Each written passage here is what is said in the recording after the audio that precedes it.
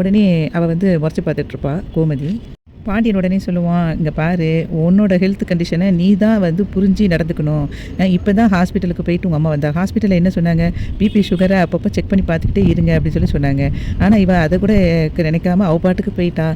ஏண்டி நீ வந்து இப்போ போயிட்டே இருக்கும்போது உன் பிபி லெவல் ஏதாவது குறைஞ்சி போய் எங்கேயாவது மயங்கி மயங்கி விழுந்துட்டேன்னு வச்சுக்கோயேன், அப்போ நான் உன்னை எங்கே போய் ஹாஸ்பிட்டலுக்கு தூக்கிட்டு போக முடியும் அந்த இடத்துல? அதை கொஞ்சமாவது யோசிச்சு பார்த்தியா கோமதி?" அப்படின்னு கேட்பான் பாண்டியன். இந்த மாதிரியெல்லாம் இனிமேல் திரும்ப திரும்ப இது மாதிரி பண்ணாத, பண்ணிவிட்டு நீ வந்து கால் வலிக்குன்னு சொல்லிட்டு கஷ்டப்பட்டு இருக்காத அப்படின்னு சொல்லிட்டு சொல்லுவான். "உனக்கு ரொம்ப கால் வலிக்குன்னா சொல்லி நம்ம வேணால் ஹாஸ்பிட்டலுக்கு போயிட்டு வரலாம்" அப்படின்னு சொல்லி கூப்பிடுவான். அதுக்கு அதெல்லாம் ஒன்றும் வேண்டாங்க அப்படின்னு சொல்லிடுவா.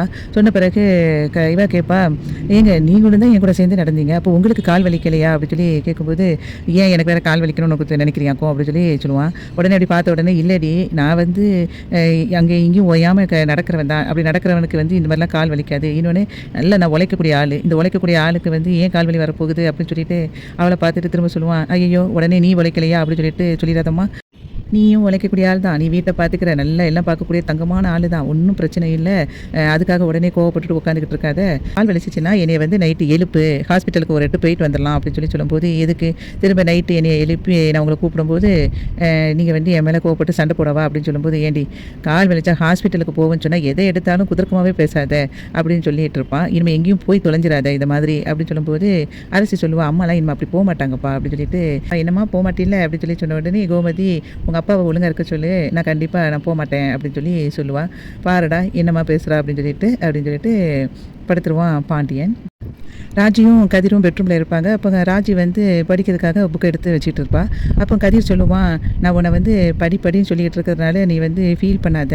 ஏன்னா நீ 3 நாளாக இப்போ நம்ம வீட்டில் நடந்த பிரச்சனையினால புக்கவே தொடலை, அதுக்காகத்தான் நான் உன்னை வந்து படின்னு சொல்லிகிட்டு இருக்கேன்" அப்படின்னு சொல்லும்போது, "சரி நான் படிக்கிறேன், நீ வேணா போய் படுத்து தூங்கு" அப்படின்னு சொல்லும்போது, "இல்லை நீ படி, நான் இங்கே உட்காந்துருக்கேன்" அப்படின்னு சொல்லிட்டு கதிர் சொல்லுவான். "நான் வேணா இப்போ லைட்டாக ஆஃப் நட்டா நீ வந்து படுக்கிறதுக்கு உனக்கு டிஸ்டர்பன்ஸாக இருந்துச்சுன்னா" அப்படின்னு சொல்லி கேட்பா ராஜி. உடனே, "அதெல்லாம் ஒன்றும் வேண்டாம், நீ வந்து ரொம்ப யோசிக்காமல் நீ பாட்டுக்கு படி, இப்படி வளவலன்னு பேசிகிட்டு இருக்கிற நேரத்தில் ஒரு சாப்டர் வந்து படிக்கலாம், படி" அப்படின்னு சொல்லிட்டு அவளை சொல்லிகிட்டு இருப்பான். அதுக்கப்புறம் வந்து படிச்சுட்டே இருக்கும்போது இவன் பக்கத்தில் இருந்துட்டு, "உனக்கு ஏதாவது நான் மோட்டிவேட் பண்ணட்டா, அதை பண்ணட்டா, இதை பண்ணட்டான்னு" கேட்டுகிட்டே இருக்கும்போது அதுக்கப்புறம் ரொமான்ஸாக பேச ஆரம்பிச்சிருவான் கதிர். உடனே அதுக்கு அவன் சொல்லுவான், "நீ இந்த மாதிரிலாம் பேசிகிட்டு இருந்தால் எனக்கு எப்படி படிக்க தோணும்" அப்படின்னு சொல்லி அவள் கேட்பா.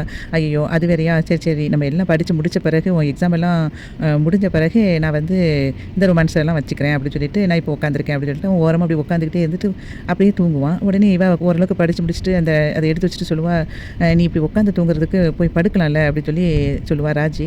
அதுக்கு அவன் சொல்லுவான், "அதெல்லாம் இல்லை, நான் வந்து தூங்கலாம் இல்லை, சும்மா தான் இருந்தேன்" அப்படின்னு சொல்லிட்டு, "உனக்கு வேறு ஏதாவது வேணுமா, டீ வேணுமா, காஃபி வேணுமான்னு" சொல்லி கேட்பான்.